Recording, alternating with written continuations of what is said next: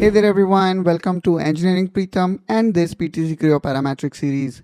In today's video, we will talk about toroidal bend. If you want to make features like toroid, you can utilize this. For example, let's say you want to create a donut or even a tire shape. This particular feature tool is quite useful. So without further ado, let's get started. Okay, so here you can see I am using a model which have got following feature, which is extrude, and then this pattern, and then this profile. And before actually I start implementing the toroidal bend, let's talk about some of prerequisite. So here you can see we started with this coordinate system for better referencing. And one more thing that I wanted to show you is the length. So the length of this curve along which we want to bend it is equal. So let me actually click on length. Here also you can see it is 250 mm, and this one was also 250 mm, which is necessary for toroidal bend, and you may see feature failing to produce. Now after meeting the prerequisite of toroidal bend, let's click here on engineering and click on toroidal. Now what we need to do here is we need to select the profile. Now we want to select the quilt. So the quilt is this one, and then profile we already have selected.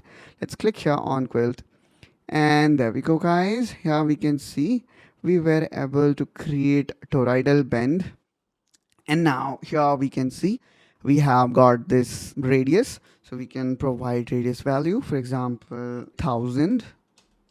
There we go. Here we can see we now have made this toroidal bend of radius 1000 mm.